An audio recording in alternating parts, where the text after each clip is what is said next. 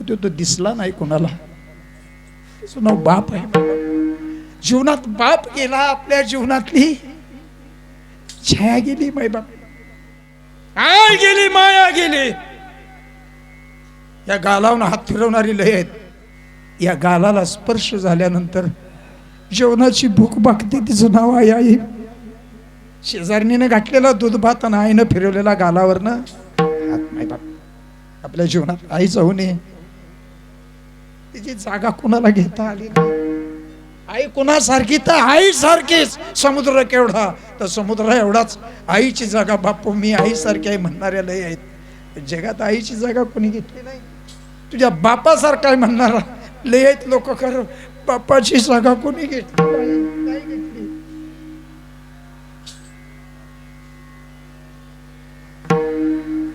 जगात आई गेली, माया गेली, बाप गेला, छाया गेली. तुकोबारांचा अभंग आहे. आणि आपल्या जीवनात आपली पत्नी जाऊ नये, लय आहे. मोठा भाव जाऊ नये बापू. आपली बायको जाऊ नये. विठ्ठल विठ्ठल.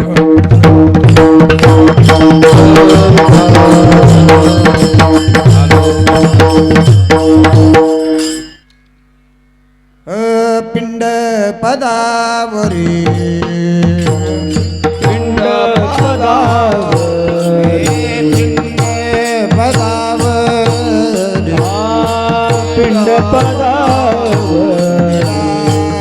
आपुलिया करे दिला, पुलिया करे दिला, पुलिया करे दिला, पुलिया करे दिला, पुलिया करे, पुलिया करे. माझे झाले गया वर्जन, माझे झाले गया वर्जन, माझे झाले गया वर्जन. फिटले पितुरांचे ऋण, फिटले पितरांचे ऋण, फिटले पितरांचे ऋण, फिटले पितरांचे ऋण, फिटले पितरांचे ऋण. झाले कर्मांतर, झाले कर्मांतर, झाले कर्मांतर, झाले कर्मांतर. मारते हरिहर ओम, मारते हरे ओम, मारली हरिहर ओम, मारली हरिहर ओम, मारली हरिहर ओम, मारली हरिहर. हे माझे झाले गया वर्ष, माझे झाले गया वर्ष, माझे झाले गया वर्ष, माझे झाले गया वर्ष. पितुरांचे ऋण, फिटले पितरांचे ऋण, फिटले पितरांचे, फिटले पितरांचे ऋण, फिटले पितरांचे ऋण. तुका म्हणे माझे, म्हणे महा, तुका म्हणे माझे, तुका म्हणे माझे. भार उतरले ओझे, भार उतरले, भार उतरले ओझे, भार उतरले ओझे, भार उतरले ओझे, भार उतरले ओझे. तुका म्हणे मा, तुका म्हणे माझे, म्हणे तुका म्हणे भार उतरले ओझे, भार उतरले, भार उतरले ओझे, भार उतरले ओझे, भार उतरले ओझे, भार उतरले ओझे. झाले गया वर्ष, माझे झाले गया, माझे झाले गया वर्ष. फिटले पितरांचे ऋण, फिटले पितरांचे ऋण, पितरांचे ऋण, पितरांचे ऋण, फिटले पितरांचे, फिटले पितरांचे ऋण.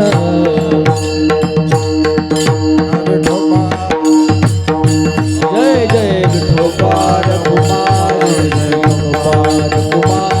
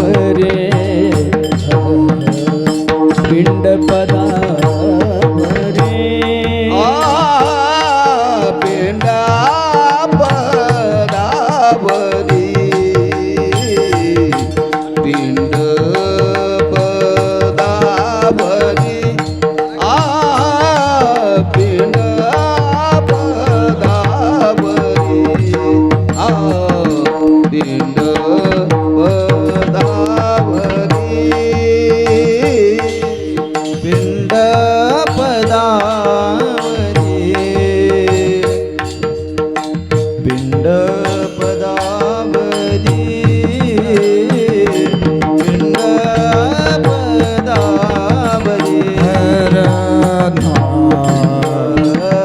पदावरी दिदा पुण्यकारी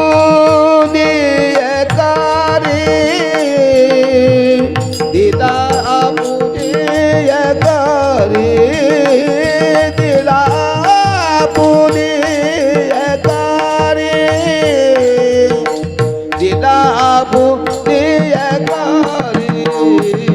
माझे झाले गयावर जन माझे झाले गयावर जन माझे झाले गयावर जन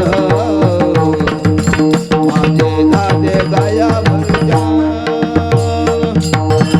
या जगत सर्व सृष्टीमध्ये जगाच्या पाठीवर इतके सूक्ष्म जीव आहेत की एका सुईच्या टोकावर हजारो लाखो जीव जंतू बसतात. जगाच्या पाठीवरचा एकच प्राणी असा आहे, त्या प्राण्याला इतर प्राण्यापेक्षा विशेषत्वानं बुद्धी दिली, ज्ञान दिलं, शक्ती दिली, क्रिया करण्याची ताकद दिली. त्या प्राण्याचं नाव आहे, तो प्राणी आमच्या सातारा जिल्ह्यात कराड तालुक्यात कुठंच नाही. त्या प्राण्याचं नाव आहे माणूस. कुठं बसावं, कसं बसावं, कीर्तनाला बसल्यावर चप्पल घालून बसावं, काय करावं, कुठं काय काय कुठं निघालं आपण, कुठं बसावं, कसं बसावं, काय खावं, काय प्यावं, कसं वागावं, कसं बोलावं, कोणाचं खावावं, किती खावावं, कशातलं खावावं, कोणाला कळतंय? माणसाला कळतं ना.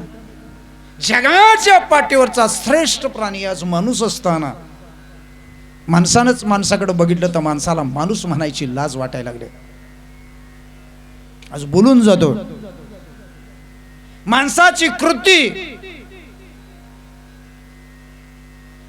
एवढी चांगली करतोय तो, पण त्याचा परिणाम दिसत नाही. कृती केल्यानंतर त्याचा परिणाम दिसला पाहिजे. हो, शेतात आम्ही धान्य पेतोय, शेतकरी आहे मी आहे, आणि दरवर्षी शेत बुडायला लागले, नाही कळ वाटतं.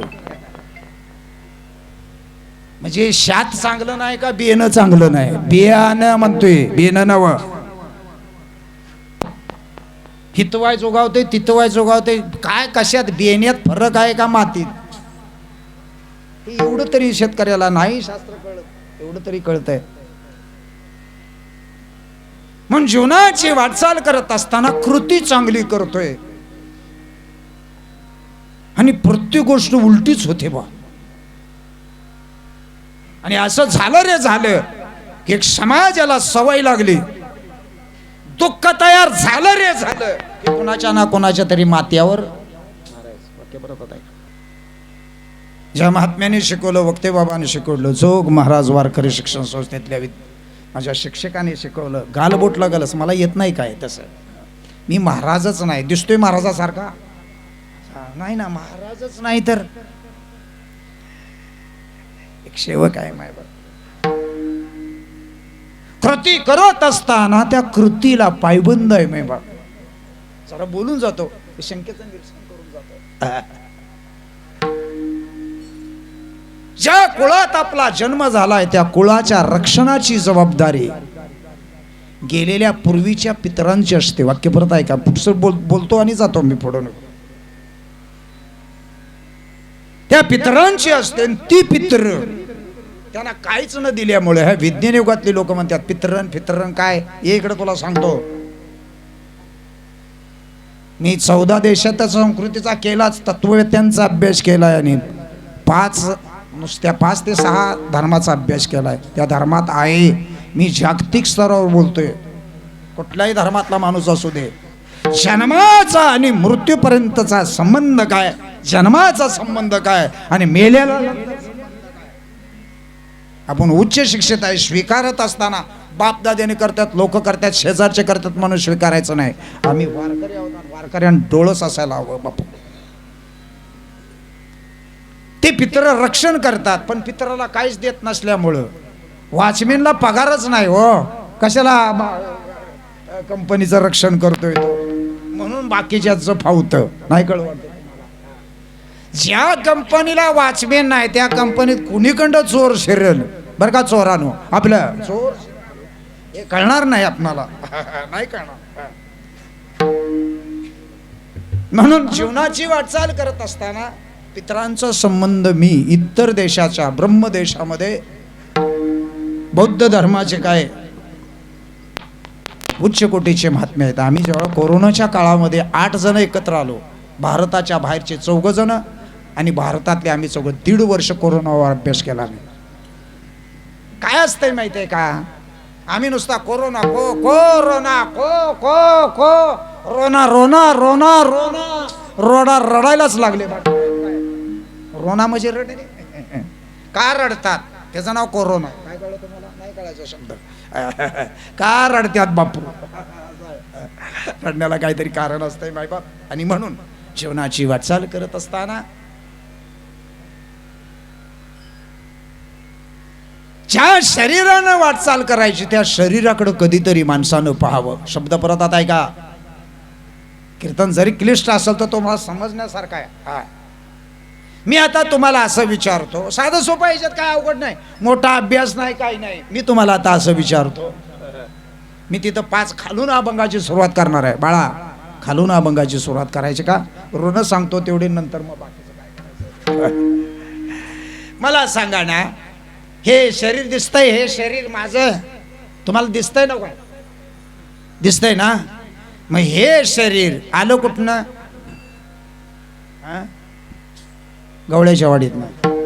ते नाही मी विचारलं, गवळ्याच्या वाडीत देखील आलं कुठनं, आमच्या घरात नाही. ठीक आहे, तुमच्या घरात ना तुम्ही आला, तुमच्या घरात आला कुठनं काय माहिती. आमची आई लहान असताना सांगायची, माझ्या गळ्यात लहानपणी माळ बांधलेली आहे पाळण्यात. माझी आई सांगायची, बाळा तू आहे ना 9 महिने माझ्या पोटात होतास, तेव्हापासून मला माहिती आहे मी माझ्या आईच्या पोटात ना आलो, तुम्ही आभाळात न पडला. साधं सोपं होतं, ह्याच्यात काय अवघड आहे का ज्ञान. मी खरंच आईच्या पोटात, आई म्हणायची 9 महिने 9 दिवस तू पोटात होतास. धर्म नंतर झाले, मी प्रत्येक धर्माचा अभ्यास केलाय. इस्लाम धर्म, ईसाई धर्म, शीख धर्म, जैन धर्म, बौद्ध धर्म आणि हिंदू धर्म नाही, हिंदू संस्कृती आहे. हे कशासाठी सांगितलं, जगातला कुठलाही माणूस जर असेल तर तो आभाळातनं पडलाच नाही, आला कुठनं. खरंच आहे, खरं सांगताय. काय साधं सोपं ज्ञान आहे, ह्याला का सामान्य ज्ञानात बसतंय, किती बसतंय बघा ना. ते आईच्या पोटात न आलो आम्ही 9 महिने. माझा प्रश्न आहे तुम्हाला, आईच्या पोटात हा पिंड, पिंडाकडे जाऊया आपण पहिल्यांदा. हा पिंड आमच्या आईनं घडवला का बापानं.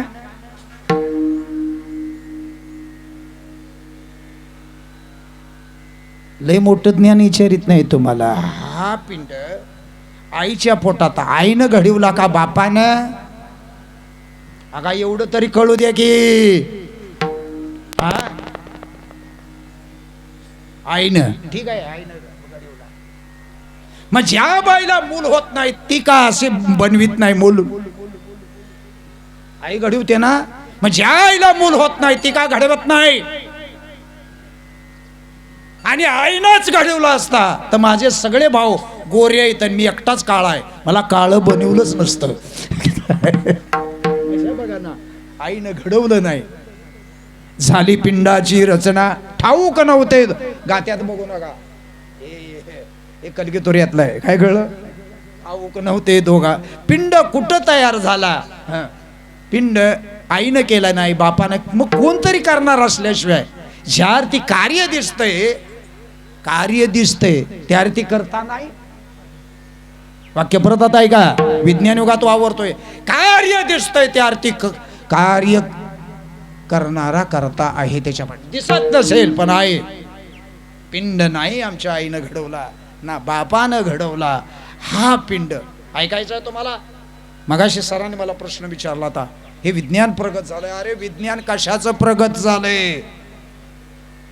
आईच्या पोटातला सोनोग्राफीचा रिपोर्ट मशीन सांगते पण माझ्या देशातली साधूंनी त्यावेळेला रिपोर्ट सांगितला, आईच्या पोटात केवढ्या जागेत या पिंडाची रचना आहे, 3.5 फुटाचा आता झाले, पण एक चिंचेचं पान जर घेतलं, त्याचं मूल्यमापन काढलं, चिंचेच्या पानावरी देऊळ बांधियले, चिंचेच्या पानावड्या जागेत आईच्या उदरामध्ये या पिंडाची रचना झाली. बापू, याला मूल्यमापन म्हणतात. आधी कळस मग पाया रे हे, आईच्या पोटात असताना पहिलं देव डोकं बनवतो का, हो उद्या माणूस झाल्यावर डोक्याचा उपयोग करील, हो नाही तिथं डोक्याचा उपयोग करतोय म्हणून टकलं पडायला लागलंय. काय डोक्याचा उपयोग कशासाठी डोकं लावलंय? मेहरबानी ते वर लावलंय, खाली लावलं असतं तर डोक्यानं माणूस चालला असता. सांगेन गीता काय सांगते, याला कळस म्हणायचा, कळस. आणि हे सगळं खालचं मंदिर आहे. आपण जे मंदिर बांधतो त्याचा पाया दुगर काढतो, नंतर भिंती बांधतो, मंदिर पूर्ण झाल्यानंतर शिखर बांधतो, मग कळस बसवतो. मायबाप ह्या मंदिराचं वेगळं आहे. पहिलं कळस बसवला, मग शिखर बांधलं, मग भिंती, नंतर पाया काढला. यालाच गीतेमध्ये ऊर्ध्वमूल मद शाक अश्वस्तम पौर्ययम, हे दिसतंय ना? आता माझं तरी बघा, तुमचं राहू द्या, मला माझं तरी दिसतंय का नाही? ह्याच कळसाला मी फेटा बांधलाय. काय हा आईच्या उदरातला रिपोर्ट आहे. हे काल विज्ञान दाखवायला लागलंय, पण ह्याच्या अगोदर साधूने हे दाखवलंय. आणि त्या असणाऱ्या आईच्या उदरामध्ये हा पिंड तयार होतो. कोणी केला पिंड तयार अजूनही मी माहिती नाही. आईनं न केला, बापना, म्हणजे कुणीतरी केल्याशिवाय झालंय का? ते नाहीच केलं. ज्यानं केलंय त्याला आम्ही देव म्हणतो. इस्लाम धर्मातले अल्लाह म्हणतात, शीख धर्मातले रम म्हणतात, जैन धर्मातले जिन म्हणतात, आणि बौद्ध धर्मातले बुद्ध म्हणतात. ज्या अस्तित्वाला जगातल्या सगळ्या साधूंनी देव एकच मांडलाय. वाक्य परत ऐका, कुठेही जगाच्या पाठीवर जा, देवाचं जे अस्तित्व आहे त्याला नावं वेगळे असतील, पण जगातल्या साधूंनी देवाचं अस्तित्व एकच मांडलं. आपुला तो एक देव करुणी घ्यावा, तेने बिन जीव एको हम भविष्यात एकाकी न रमते एकाकी एको हम. एकच देव आहे. आणि असा असणारा देव सगळ्या जगातल्या जगतापासून तुमच्या आमच्या पिंडाला देखील कोण बनवतो? म्हणून ह्या शरीराला काय म्हणतात? पिंड म्हणतात. अजून जरा समजून सांगू. हा पिंड बनवत असताना इतर प्राण्यातल्या माणसातल्या प्राण्यातली तफावत सांगतो. आता जरा सोनोग्राफीचा रिपोर्ट देतो तुम्हाला. आईच्या उदरात बनवत असताना 7 महिन्यामध्ये या पिंडाची तयारी होते. इथे खिडकी असते, या खिडकीतून तोच निर्गुण परमात्मा सुप्तपणे कार्य करणारा या ब्रह्मरंध्रातून आतमध्ये प्रवेश करतो.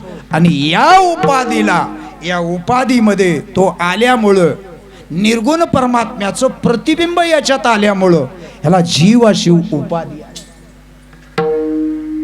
मग मला सांगा, मूल आईच्या उदरातून बाहेर आल्यानंतर त्याच्यात जीव नसला तर त्याला काय म्हणतात? हा, मुर्दा. हे बऱ्याचशा मुर्द्यांना माहिती नाही. आपल्या त्याला मुर्दा, आमची चुलती म्हणायची ना, हे मुर्दिया. ज्या मुलात जीव नाही ते बाहेर आलं तर तो मुर्दा असतो. ज्याच्या जीव असून देखील तो देव नाही म्हणतो, तो चालता फिरता काय आहे बर का मुर्द्यानो? मुर्दा म्हटलं जातं. हे तर त्यानं दिलं, मी आता प्रमाण म्हणत नाही, दिले. हे नाक हे तर कोणी लावलं? आईनं. कोणाचं रागुटूची असेल, कोणाचं फेपानं, कोणाचं बिबियावडा असेल, कोणाचं पसारटा असेल, हे लावलंय कुणी? आणि हे जर हित्त लावलं असतं माग फौजदारी केली असती, आणि तोंड हित्त लावलं, हित्त लावलं असतं, कालवून वतलं असतं की असं. संडाची जागा खाली न लावता बाजूला लावली असते, खुटी मारून दररोज ठेवायला लागली. अवघडच आहे, कधी बघतचा नाही इकडं. माझे गुरुजी सांगायचे निसर्गाच्या परिचयात निसर्गकर्त्याचा परिचय. हे कोणाच्या लक्षात येतं नाही मायबाप. म्हणून हे सगळी इंद्रिय देखील फुकट दिले इंद्रिय हातपाय कान डोळे मुख बोलाया वचन.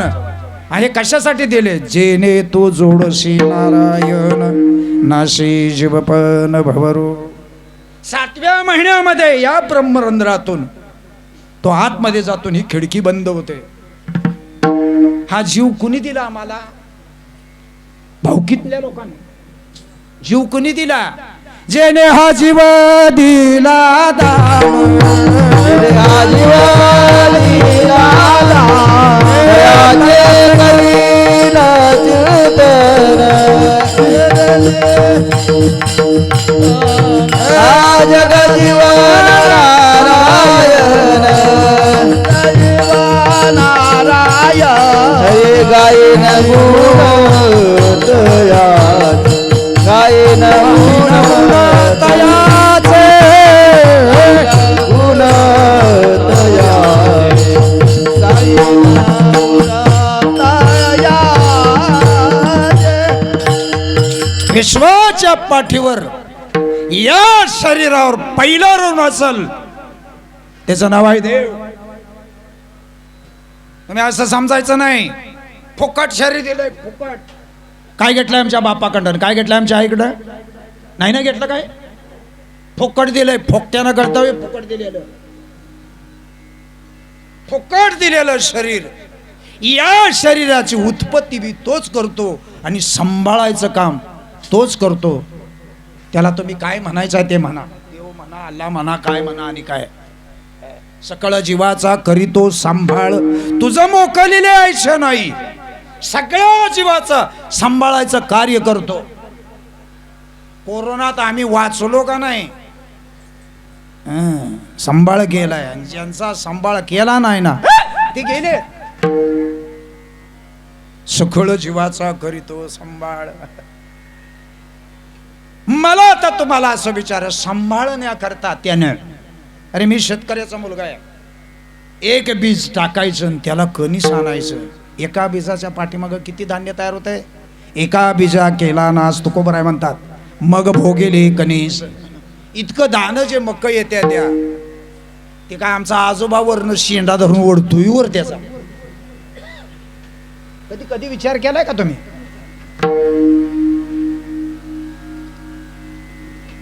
पाणी कुणी निर्माण केलं? पाणी कुणी दिलं तुम्हाला? पंचायत दिलंच की हो. मग आटपाडीकडे पंचायत नाही का? मग ती का पाणी देत नाहीत? पाणी तुमच्या अंगातला नाही विचारित. पाणी कुणी दिले?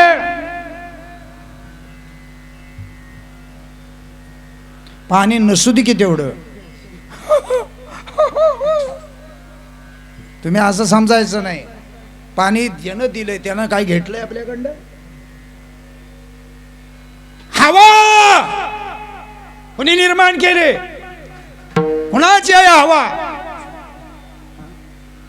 भाजपची कशी?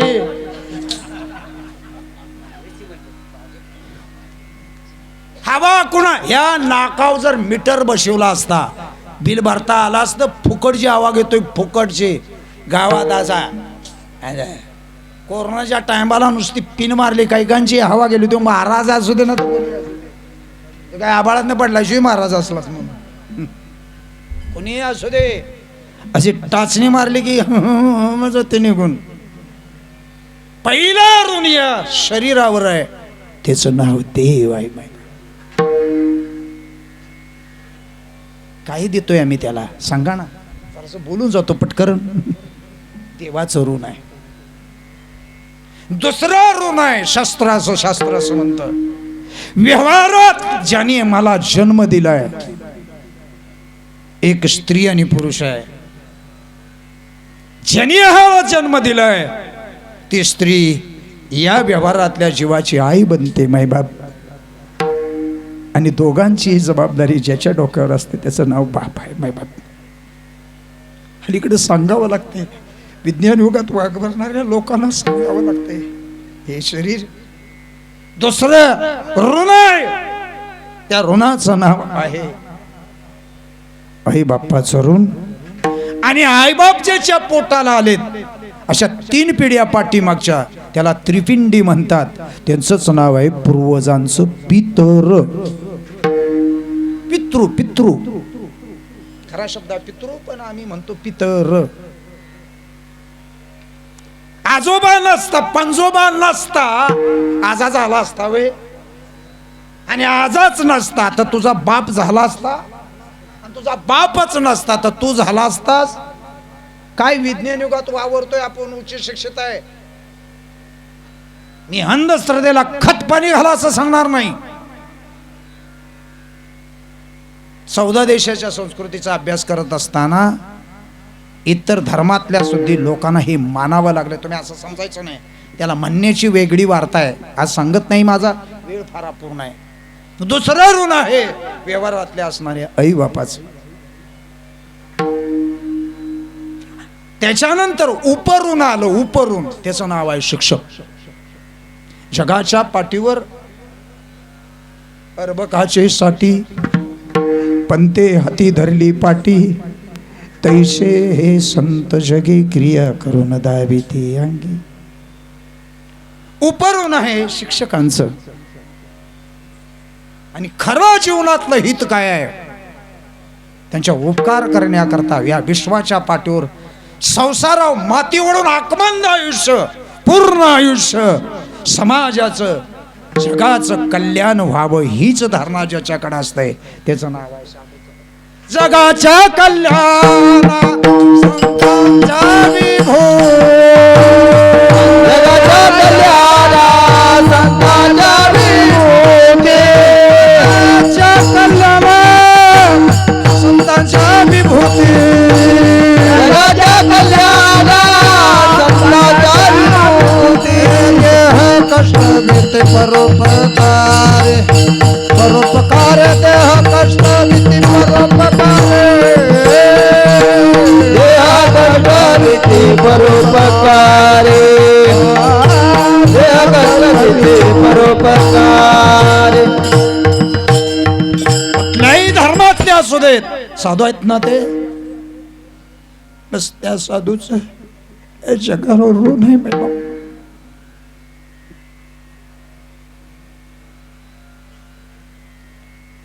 दत्त अवतार माहिती नसेल तर बोलून जातो पटकन. 24 अवतार आहेत, आम्हाला खास तेवढे माहित आहे. दत्त, कपिल, सुयज्ञ, सनत, सनंदन, सनत कुमार, नर, नारायण, हयग्रीव, ऋषभ, धन्वंतरी आणि हंस, हे 14. आणि मच्छा पासून 4 ते नरारी, हे 10. हे मिळून सगळे किती? 24. या 24 अवतारापैकी साधूंचे अवतार आहेत बाईबाप, देवाचे अवतार आहेत. या अवतारामध्ये, देवाच्या अवतारामध्ये देवाना जे कार्य झालं नाही ते साधूंनी केलं. म्हणून जगाच्या पाठीवर आजही देवापेक्षा श्रेष्ठ साधू. साधू थोर जाना, साधू थोर जाना, साधू थोर जाना कलियुगी. बस आपण पुढे जाऊया. म्हणून साधूचा ऋण आहे. ज्ञानोबराय तुकोबराय झाले नसते माझ्या महाराष्ट्रात, मला सुद्धा या स्टेअर उभं राहण्याची लायकी तयार झाली नसते. काम आहे साधूचं ऋण आहे मायबाप. झालं पहिलं देवाचं, व्यवहारातल्या असणाऱ्या आई वडिलाचं, झालं साधूंचं, पूर्वज ज्याचं ऋण तयार आहे. देवाचं ऋण आहे आपल्यावर. हे देवानं सगळं निर्माण केलं. ह्या सगळ्या ऋणातनं मुक्त होतो ना त्याचं नाव माणूस आहे. व्याख्या ऐकून जा. ऋणात कर्जातनं मोकळा होतो ना, ऋण म्हणजे कर्ज, तो कर्ज मोकळं झालं पाहिजे याच्या करता जगद्गुरु तुकोबराय म्हणतात, हा पिंड देवाच्या पायावर अर्पण केल्यामुळं सगळीच कर्जात मी मुक्त झालो. शेवरी घटलेल्या अभंगाच्या प्रथम चरणात पिंड पदावरी, पिंड पदावरी, पिंड पदावरी,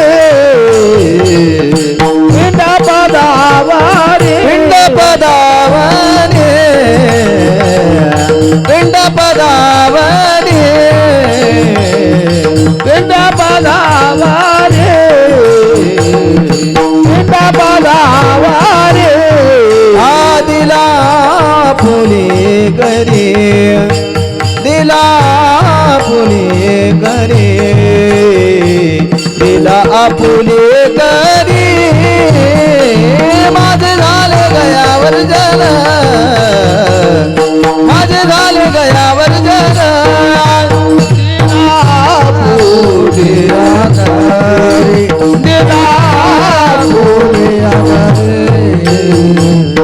दिला आपुले घरी माझे झाले गयावर जल माझे झाले गयावर जल पिंड पदावरी पिंड पदावरी पिंड पदावरी पिंड पदावरी दिला पुली करी दिला पुली करी माझे झाले गयावर जल माझे झाले गयावर जल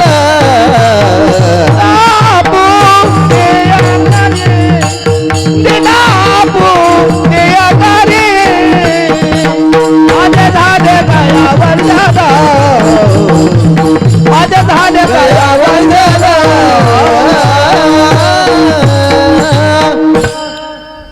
हा जो पिंड आहे या पिंडाला या पाची ऋणातनं मुक्त होण्याकरता हा पिंड अर्पण केल्याशिवाय मला समर्पण म्हणतात. तो अर्पण करत नाही तोपर्यंत या पिंडाला त्या ऋणातनं मुक्त होता येत नाही. पुस्तक बोलतो बदल बजर घ्या कारण वेळ अपुरा आहे. देवाच्या ऋणातनं आता देवापासून सुरुवात करूया ना तर चला देवापासून सुरुवात करूया. देवाच्या ऋणातनं मुक्त होण्याकरता देवाला जरासं बाजूला हो ठेवूया. साधूच्या ऋणातनं मुक्त होण्याकरता काय करावं लागेल? काही करायचं नाही. हे शरीर साधूच्या पायावर पूर्ण समर्पण करायचं. वाक्य परत आता आहे का? लोक म्हणतात की काय गरज आहे याची, या विज्ञान युगात वावरतो आम्हाला काय शरीर कोणाच्या याच्यावर पायावर परत बारगाण्यात आहे का? साधूच्या पायावर समर्पण केल्यानंतर त्यांची कृपा होते. तोपर्यंत कृपा होत नाही. आणि तुम्ही आम्ही नुसतं शरीर समर्पण करतो म्हणून आमच्यावर कृपा होत नाही.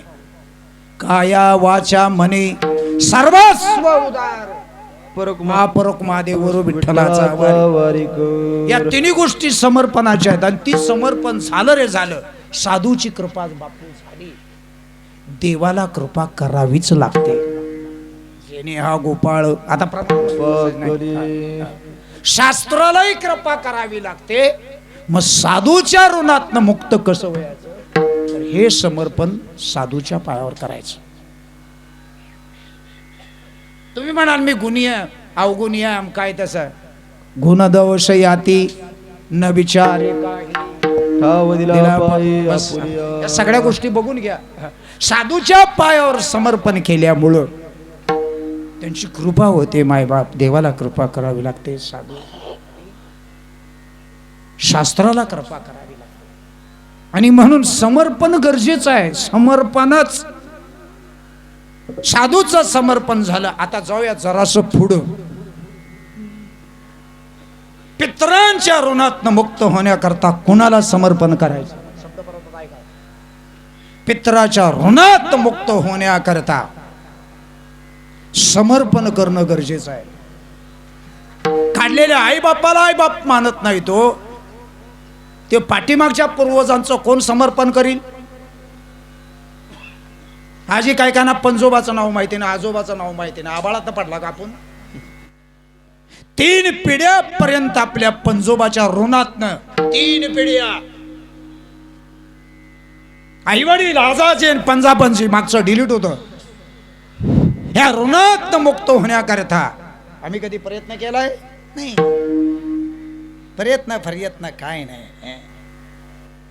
अरे बौद्ध धर्मातली, इस्लाम धर्मातली, जैन धर्मातली लोक काय करतात श्राद्धाच्या टायमाला माहिती नाही तुम्हाला? मुंबई सारख्या क्षेत्रात माझं जीवन गेले. पारशी लोक काय करतात? आपल्या पूर्वजांच्या करतात. आमच्याकडे काय नसते पूर्वजांचं काय.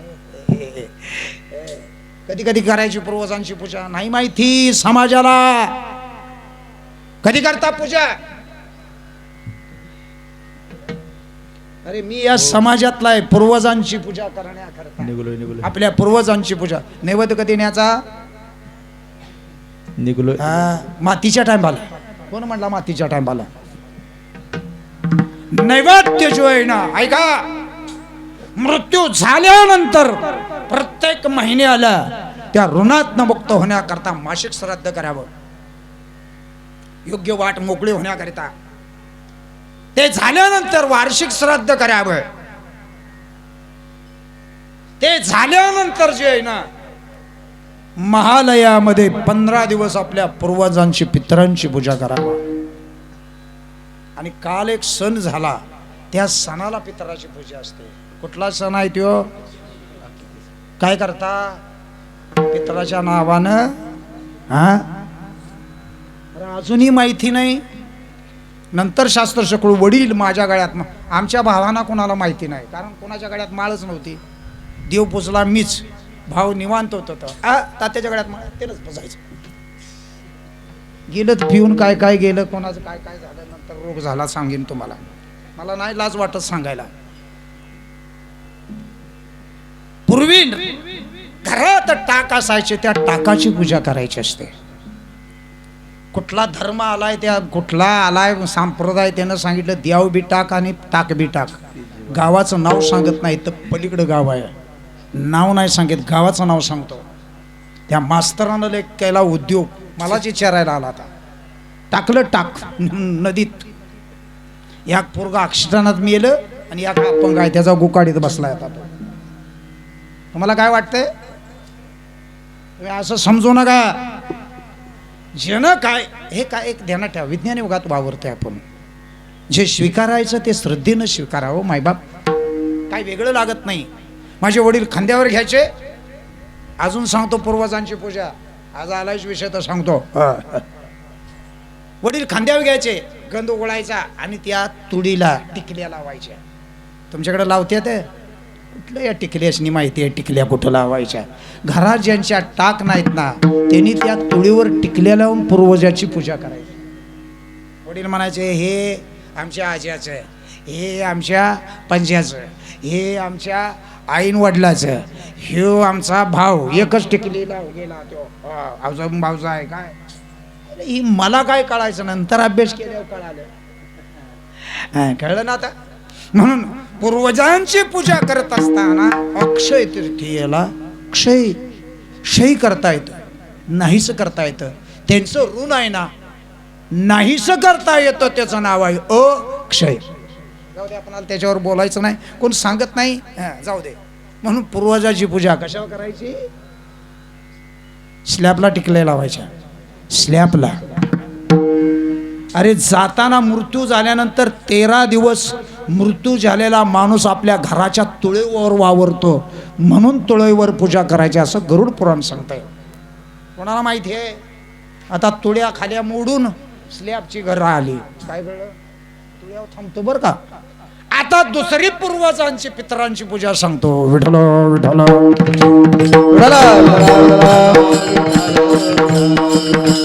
आमच्या सातारा जिल्ह्यामध्ये आपल्या गावातली मुलगी दुसऱ्या गावात गेल्यानंतर तिचं लग्न आपल्या घरात व्हायचं नाही. कोणाच्या घरात व्हायचं? मुलग्याच्या घरात. कळतंय का माझं बोलणं? कोणाच्या घरात होतं? कोणाकडे होतं लग्न? मुलीचं लग्न कोणाकडे? मुलग्याकडे. बरोबर आहे की नाही? मग इकडं सगळी पाहुणी पै जायची. त्याचं नाव वराड. किती बी दिलं तरी ते वराडतं. त्याचं नाव गेलाय तुम्ही सगळ्या वराडात ना, तुम्ही काळजी करू नका. आता गळ्यात पहिल्यापासून माळा असल्यामुळं माझी काय वराड नव्हती बा. वराड, त्याचं नाव वराड. आणि ते वराड ज्या ठिकाणी थांबवायचं त्या घराला कुठलं घर म्हणायचं? आगा म्हणा की तुमची लग्न झाली नाही तर जानवस खरा शब्द आहे. जान हा शब्द हिंदी आहे. जीव जायच तवर वस येते, त्याचं नाव कळ वाढतं तुमचं. किती बी खाया घाला वस आणते देव, त्याचं नाव जानवस. बारका नाही का? मी समाजातलाच, पण ज्या वेळेला विचारायचो त्याचा कार्यकारी संबंध लागायचा, जानवस दिलेला असायचं आणि जानवसातनं ट्रान्सफर व्हायचं इकडं तिकडं. जी मुलगी आहे ती नवरी मुलगी या गावातनं त्या गावात. संध्याकाळी मला तरी काय माहिती, आमची बहीण तिथं शेजारच्या गावात दिली, 9वीला शाळेला होतं, 9वीला. आमच्या आईनं सांगितलं जा नवरीला म्हणावं तोंड उष्टावायला या आणि देवाच्या पाया पडा या. अगं आई म्हणलं आपला त्या वाडीत देव आहे, इथं कुठं देव आणला. म्हणली तुझं जळलं तोंड तुला काय माहिती आहे. मग मी नवरदेव नवरी आल्याबरोबर कुठं पाया पडत्या त्या, हिला घाणेरडी सवय होती मला, ऐकायची एक बघायची एक, त्यानंच लई मोठा अभ्यास झाला. म्हातारी माणसं बसली तर की कान लावून बसायचं. सगळ्या गावाचं 7-12 उत्तर मला का माहिती आहे. हे तंबाखू खाताना सगळं गावाचं काढायचे. तर काय कोणी कोणाचं खिरड उचललं, कोणी कोणाचं काय केलं, कोणी भात झाडलं, हे सगळं माहिती आहे मला. त्याचं कारण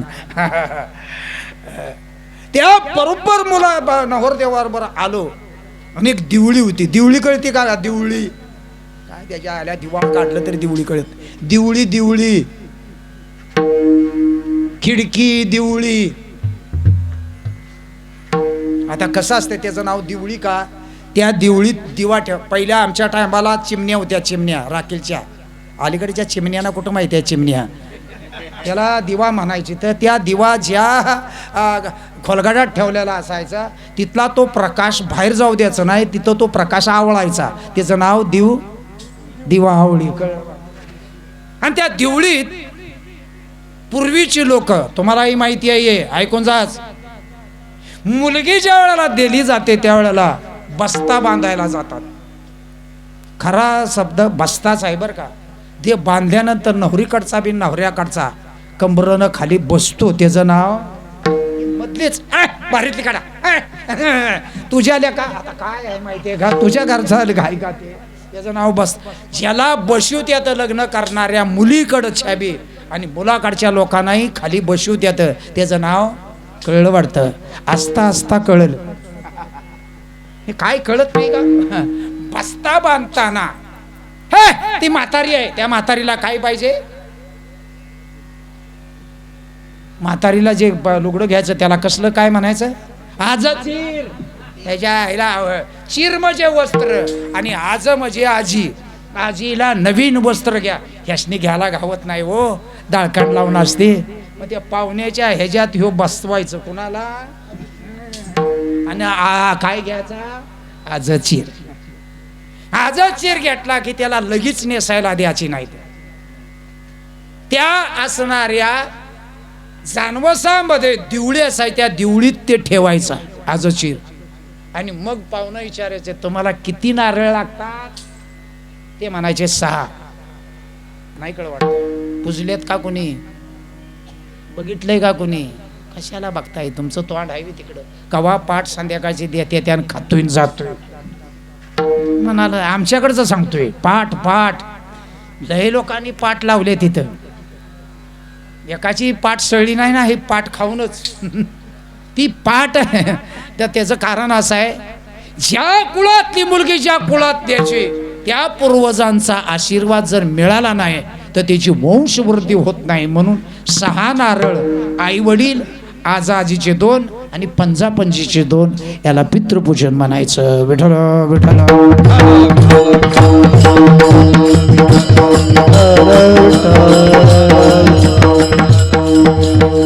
मग पुत्रपूजन कधी होतं? ज्या वेळेला आपल्या घरात श्राद्ध असतं, श्राद्ध, त्यावेळेला काय केलं जातं? पितराचं पूजन केलं जातं. आपल्या पूर्वजांच्या पितराच्या ऋणातनं मुक्त होण्याकरता पितरांची जी पूजा आहे ती काटेकोरपणानं करणं.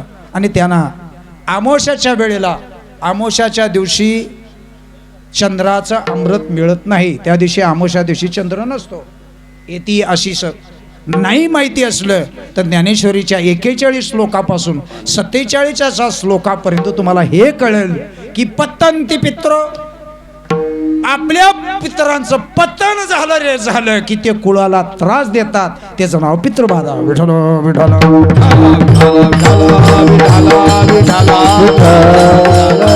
जगद्गुरु तुकोबराय म्हणतात, पितृपूजनानुसार आपल्या पितरांच्या ऋणातनं मुक्त होता येतं.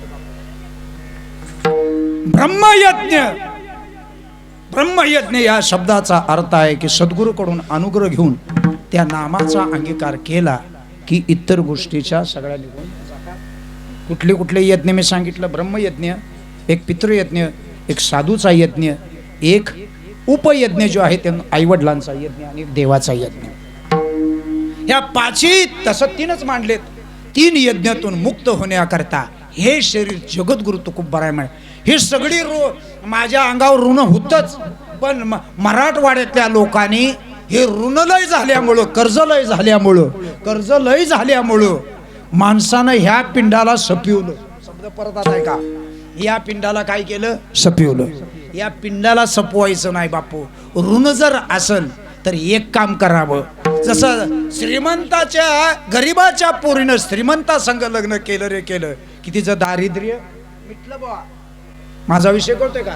तसं जगद्गुरु तुकोबराय म्हणतात, एका देवाला हा पिंड अर्पण केल्यामुळं पाची ऋणातनं मी मुक्त झालो. पिंड पदावरी दिला आपुली करी, माझे झाले गया वर्जन, फिटले पितरांचं ऋण विठोबा.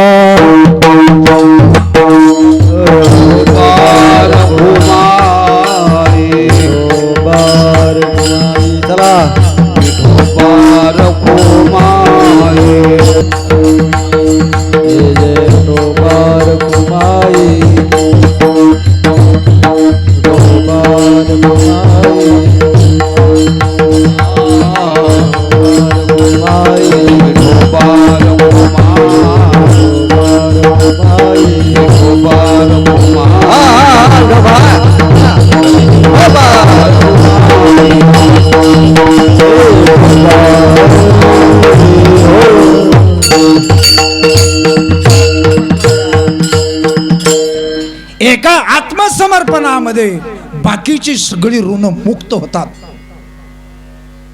माझा विषय कळतोय का तुम्हाला? एखादी स्त्री आहे, आई वडील नाहीत, सगळी जबाबदारी तिची, तिच्या कपड्याची जबाबदारी, संरक्षणाची जबाबदारी, दागिन्याची जबाबदारी, खाण्याची जबाबदारी, पैशाची जबाबदारी तिची तिला सांभाळायला लागायची. मग का म्हाताने सांगितलं, इकडे अगं किती दिवस करायचेस? मग म्हणते काय करू? असं कर की तो लगीन कर म्हणे. लगीन केल्यावर मला तो खायला घालील ना, माझ्या रायाची जबाबदारी, घर बांधील आणि दागिनं बी करील.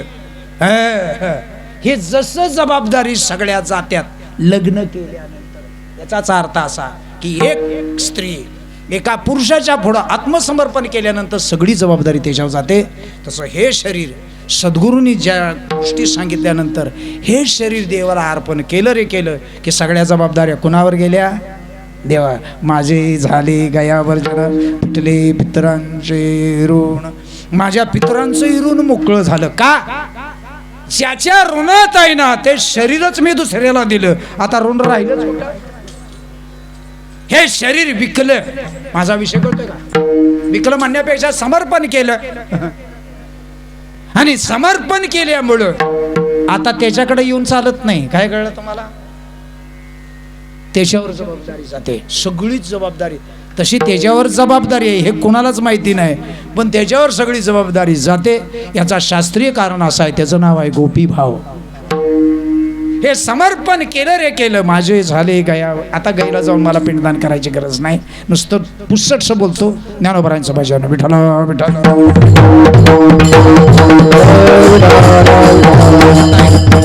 देवाच्या ऋणातनं मुक्त होण्याकरता सतत नामस्मरण केलं रे केलं की त्याच्या ऋणातनं मुक्त झाला. सततम कीर्तो यंतो माम येतात नाही तर शास्त्र असं म्हणतंय, या जीवाची उत्पत्ती ज्याच्यापासून झालं त्याला जाऊन मिळेल ना. माझा विषय कळतोय ना तुम्हाला? मम वंशे जीव लोके जीवभूत सनातन. हे जीव ज्याच्यापासून त्याला जाऊन मिळेल ना, याचंच नाव आहे समर्पण. माझे झाले गया देवाच्या साधूच्या ऋणातनं. साधूला ते अपेक्षित असतं मी जसं करतोय तसंच त्यानं पुढच्यानं करावं. साधूच्या ऋणातनं मुक्त. कळतंय ना आता माझं बोलणं? पितराच्या ऋणातनं मुक्त होण्याकरता शास्त्र म्हणतं, परत मार्ग नाही का, एक मुलगा जर चांगला वागला तर 21 कुळाचा उद्धार करतो, आणि वाईट जर वागला, नालायक निघाला ना, 21 कुळा नरकात घालतो. एक मुलगी चांगली जर झाली 42 कुळाचा उद्धार करते, आईच्या कुळाचा 21 आणि नवऱ्याच्या कुळातला 21, आणि पण नालायक निघाली तर शास्त्र असं म्हणतंय 42 कुळ्या नरकात. अंबोला करी धावे जरी मन पुरती 42 कुळ्या जाती ना का, म्हणून 42 कुळा नरकाला. आणि या शरीरावर फार मोठी जबाबदारी आहे. आत्मसमर्पण करून या आत्मसमर्पणामुळं आपल्या जीवनातल्या असणाऱ्या पूर्वजांचाही उद्धार होतो साधूला. मग आपल्या आई वडिलाच्या ऋणातनं आपुलिया हिता जो असे जागता धन्य माता पिता तयाची, आई वडिलाला धन्यता मिळते आपल्यामुळं. या सगळ्या ऋणातनं मुक्त होण्यात माझे झाले. आता मला गाईला जायची काय गरज नाही, झाले कर्मांतर बंब मारते हर हर, माझे झाले गयावर जण. तुका म्हणे माझे भार. प्रत्येकानं जे जे ऋण आणलंय ते ऋण उतरून जावावं. माणसं संसार करून करून आहे ना ऋण करून ठेवतात आणि मग टकली पडतात माणसाची. काय कळलं तुम्हाला? ऋणाचं टकलं पडतं. आपल्या जीवनात जात असताना ऋण राहूच नये, त्याला कनेक्ट व्हावं, सगळी ऋण मुक्त. ज्ञानेश्वर माऊली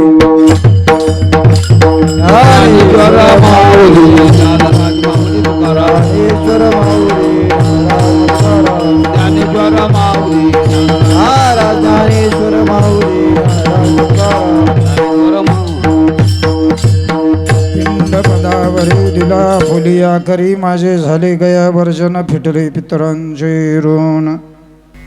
भगवान परमात्म्याचं आपलंच झालं रे झालं, सगळ्या जबाबदारी जातात आणि मग पितरांचं ऋण मोकळं होतं. पण पितृ ऋण हे झालंय, सगळं झालंय. फुलं वाटायला सांगतो पितृ ऋण आहे ना, आई वडिलांचं ऋण. जाता जाता 2च गोष्टी सांगतो, फुलं वाटायला सांगतो लगेच. दुसरंच बोलतो, व्यवहारातला असणारा बाप जाऊ नये आपला. वाक्य परत आहे का? लोकांना बापाची किंमत कळत नाही, या देशाचं दुर्दैव आहे.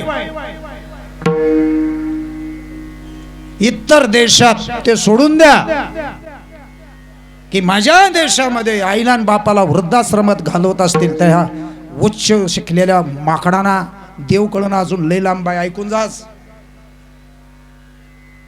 आपला बाप जाऊ नये. माय बाप टॉनिक खाल्यानंतर शरीरात ताकद येते. सायकोलॉजिस्ट आहे मी.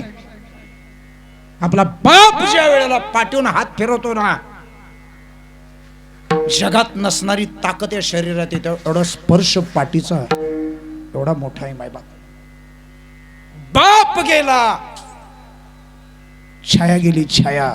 ऐकून जा, आई तोपर्यंत कळणार नाही. आपल्या बायकोच्या पोराच्या हिता करता रात्रभर ब्लँकेट मध्ये वाकळत चादरीत रडतो रात्रंदिवस. तो दिसला नाही कोणाला. त्याचं नाव बाप आहे. जीवनात बाप गेला, आपल्या जीवनातली छाया गेली. माय बाप, बाप पाठीवर हात फिरतो. माझ्या राजा वाईट असेल त्याला सांगतो नका वाईट वागवले का, नका उताना वागू. गावात लय उतानी वागली तर उताड्या टांगड्या करून गेली तर रे नका. पाठीवरनं हात फिरवतो. वाईट वागत असला तरी, चांगला वागत असेल बापाचा हात फिरला तर तो सांगतो माझ्या राजा जगात एवढा चांगला वाग की लोकांच्या डोक्यातल्या टोप्या पाडायला पाहिजे. अजून तुझं जीवन उंच तयार कर. जनाबाई बाप लागत नाही वृद्धपणात. काय मी बघितलंय, मी शेतकरी कुटुंबातला आहे. वृद्धपणात लागत नाही काय माय बाप.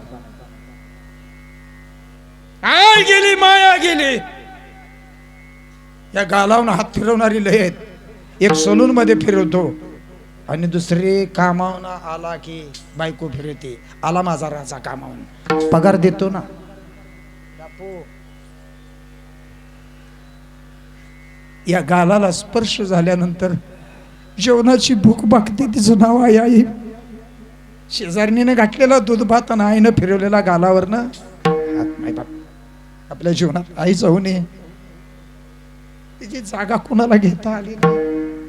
आई कुणासारखी तर आई सारखीच. समुद्र केवढा तर समुद्र एवढाच. आईची जागा बापू मी आई सारखी आहे म्हणणाऱ्या लय आहेत. जगात आईची जागा कोणी घेतली नाही. तुझ्या बापासारखा आहे म्हणणारा लय आहेत लोक. खरं बापाची जागा कोणी घेतली नाही घेतली.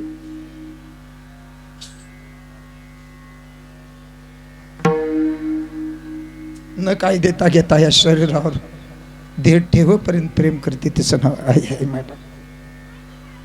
ती जीवनात जाऊ नये. 1973 साली मुंबईला गेलो मी. कराडातनं तार करायला लागायची बापू.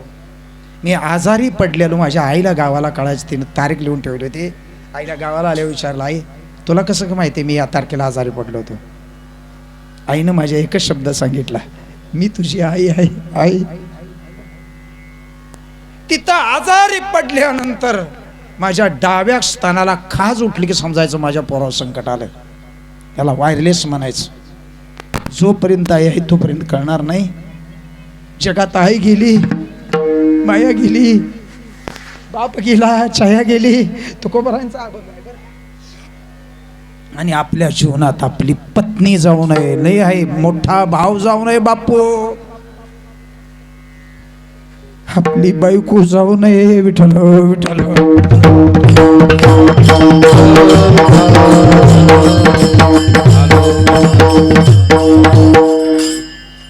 वडील मोठे पैलवान. आईनं ध्येय ठेवल्याबरोबर 6 महिन्यात बापानं ध्येय ठेवलाय.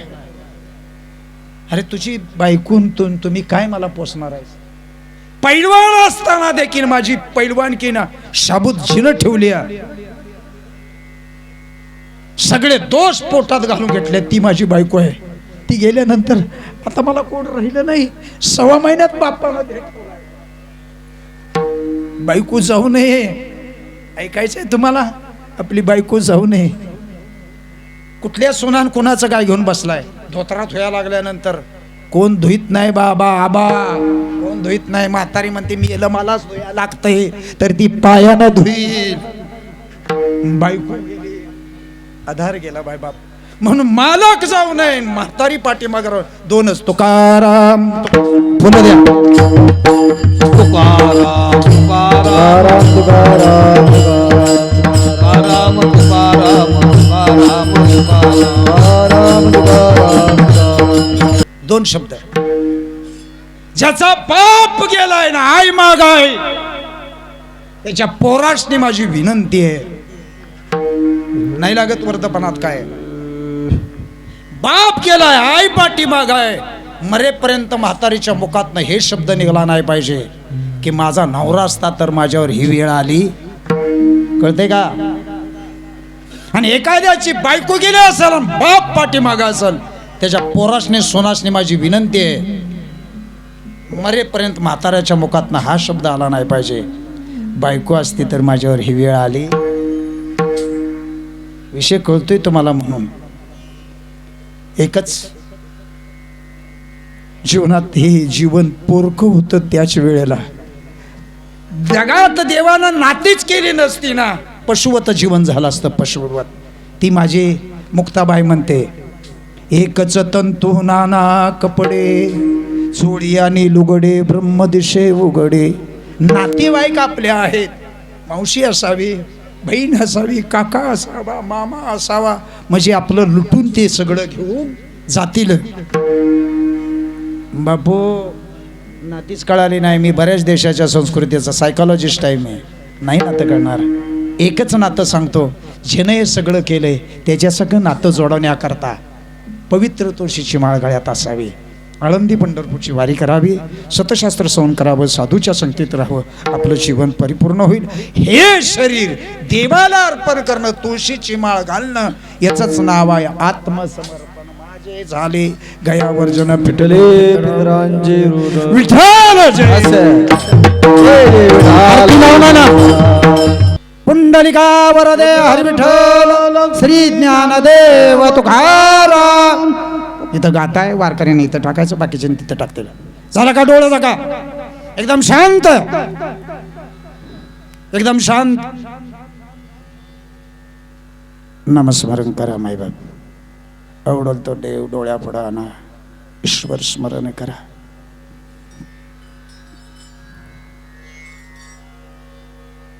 आम्ही जातो तुम्ही कृपा असो द्यावी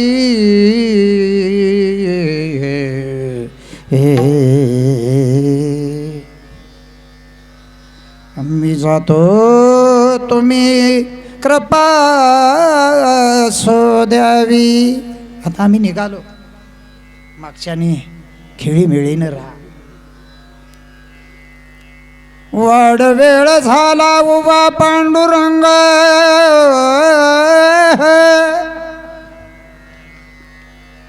वैकुंठी श्रीरंग बोलावितो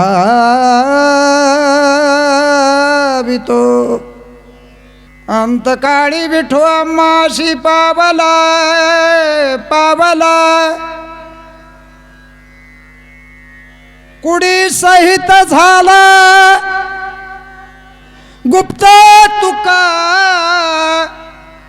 वाड वेळ झाला उभा पांडुरंग वैकुंठी श्रीरंग बोला आवितो. ओम पूर्णमिदं पूर्णात् पूर्णमुदच्यते पूर्णस्य पूर्णमादाय पूर्णमेवावशिष्यते. ओम यज्ञेन यज्ञजन्त देवस्थानि धर्माणि प्रथमन्यासनं तेहं नाकं महिमान सचन्त यत्र पूर्वे संध्या सन्ति देवाः.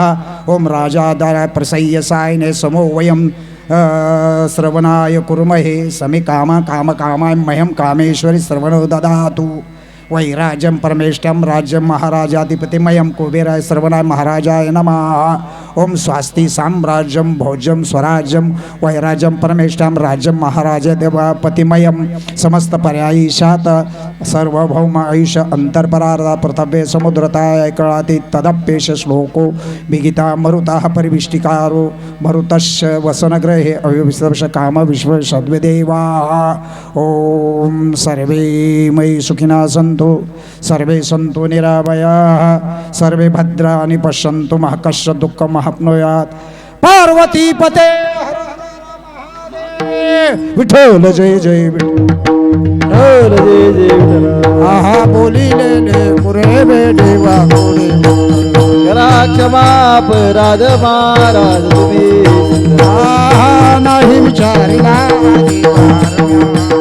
करा क्षमा अपराध महाराज तुम्ही तुका म्हणे ज्ञानेश्वरा राजा पाया करा क्षमा अपराध महाराज तुम्ही सिद्ध ज्ञानदेव ज्ञानदेव तुकाराम झाले समाधान तुमचे देते. आता उठावे से मनाई नाही नारायणारी सुरवाडी कल्पने सापडली गेली. तुका मनी भोग गेला निवारीला लाग उठावे से मनाई करुणी आरती चक्रपाणी आरती आजुरे नवस धन्य पाऊ सकळा पुण्यवंत तुम्ही बाळा. हरे तुकावा हे टाळी उभा सन्निध जवळी आजे पुरवीन प्रेम प्रेम आरती गोविंदा देऊ आरती बाळा प्रौढाने मुग्धा आरती परमानंदा नामा मने केशवा ते कोणी राहिलो तसे आरती ज्ञान राजा सेविती साधू मले ज्ञान जगे कितने नदी कोणी अवतार पांडुरंग नाव महाकैवल्य तिजा मनोवेदिला माझा ज्ञान राजा प्रगट गुह्य बोले विश्व ब्रह्मांड गेली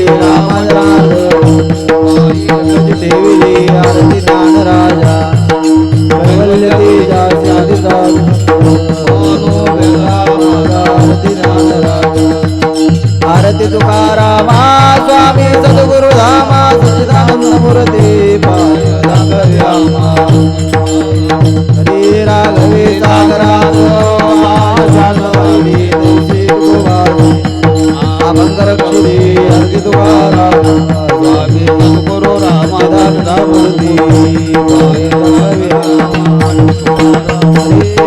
दुखदातुळे श्री ब्रह्म तुकासी आली मंदिरामीश्वरी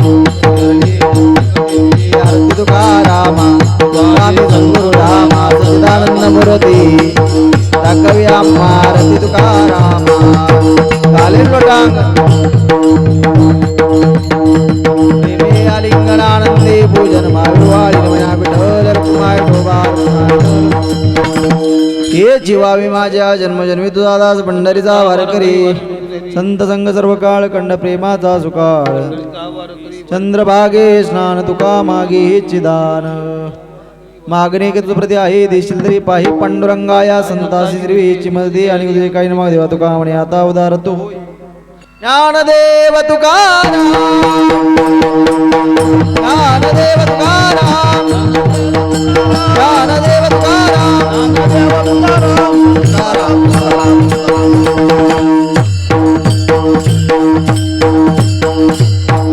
प्रसादाची वाट घ्यावे दोन्ही हातात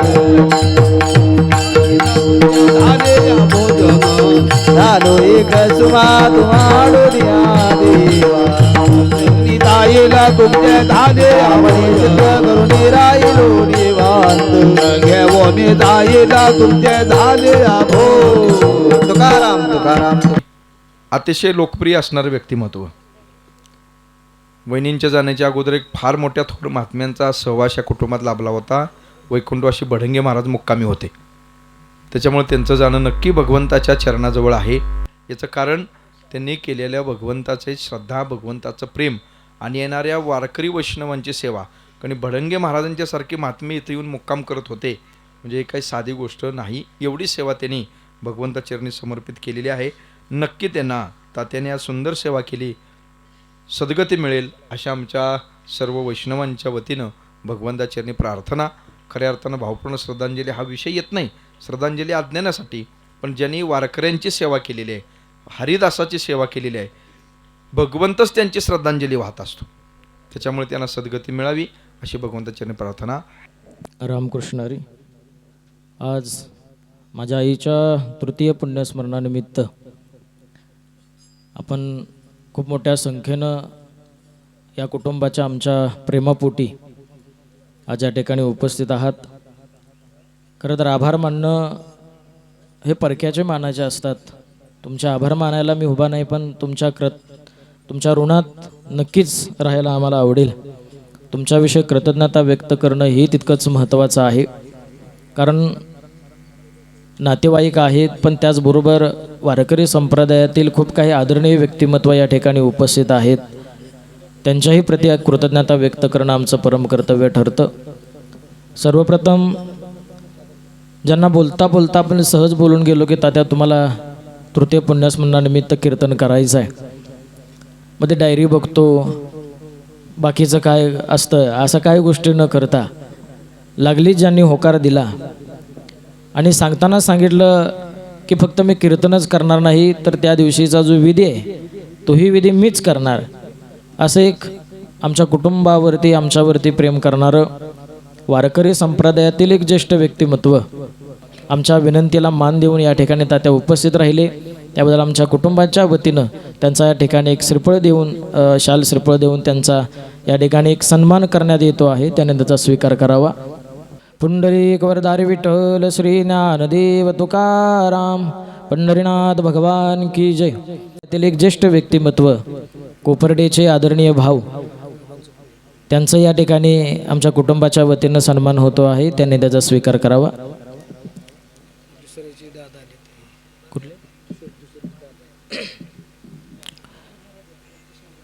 अनेक भागातून आलेली मंडळी आहेत. दुसरेवरून आलेली आदरणीय दादा, त्यांचा या ठिकाणी सन्मान होतो आहे. हां,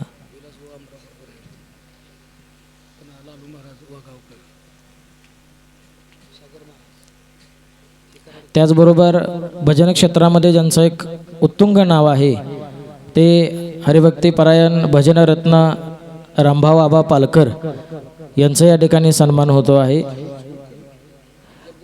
त्याचसोबत दुशेरेवरून आलेले आदरणीय जगदीश कुलकर्णी यांचा या ठिकाणी सन्मान होतो आहे. आदरणीय कुलकर्णी काका,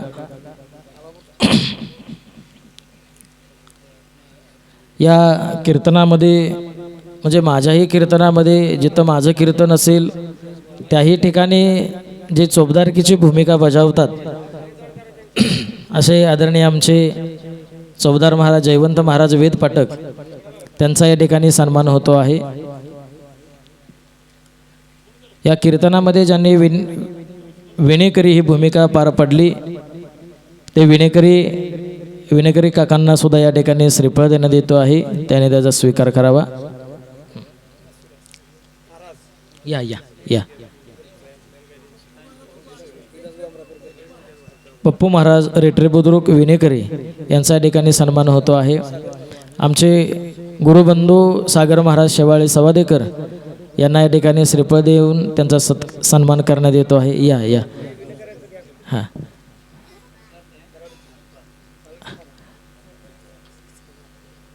आषाढी वारीमध्ये ज्यांच्या रिक्षाची सगळ्यांकडे चाहूल होते, चर्चा होती, ते पप्पू महाराज रेटरेकर. धन्यवाद. या पुढे या. हां हो हो हो तुमची होय. हां हां साळुंके महाराज. हां साळुंके महाराजांची रिक्षा आषाढी सोहळ्यामध्ये असते.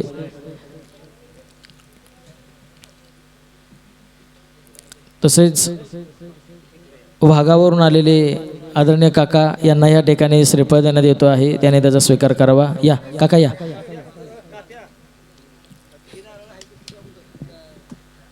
नाही नाही ते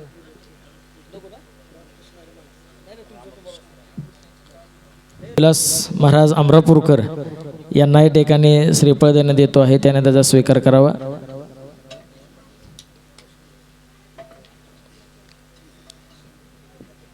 विलास महाराज अमरापूरकर. त्यानंतर आमचे गुरुवर्य स्वातंत्र्यवीर दादासाहेब उंडाळकर माध्यमिक विद्यालयाचे कला शिक्षक आदरणीय गुरुवर्य सुतार सर. त्याचबरोबर आदरणीय आमचे सुनील बापू शेवाळे सर, भीमराव बाप्पा एनपेकर यांचा या ठिकाणी सन्मान होतो आहे. सर या. त्याचबरोबर आदरणीय शंकर महाराज अंत्रीकर हे या ठिकाणी उपस्थित आहेत. त्यांचाही सन्मान होतो आहे. अगदी लहानपणापासून अगदी 5वी पासून 10वी पर्यंतचं शिक्षण ज्यांच्या मार्गदर्शनाखाली पार पडलं ते आदरणीय आमचे गुरुवर्य सुतार सर या ठिकाणी उपस्थित आहेत. आदरणीय परमार्थिक वैभव किंवा परमार्थिक क्षेत्रामध्ये आपलं जीवन कसं असावं एक उत्तम उदाहरण म्हणून आम्ही ज्यांच्याकडे पाहतो ते आदरणीय सुनील बापू शेवाळे सर. त्याचबरोबर शैक्षणिक कार्याबरोबर आध्यात्मिक क्षेत्रामध्ये पहिल्यापासून ज्यांचा वसा आहे ते आदरणीय आमचे भीमराव बाप्पा एनपेकर. त्याचबरोबर या ठिकाणी उपस्थित असणाऱ्या सर्व वारकरी मंडळींतील हां आमचे दत्ता महाराज ओंडकर या ठिकाणी उपस्थित आहेत. त्याचबरोबर आदरणीय आमचे मारुती तात्या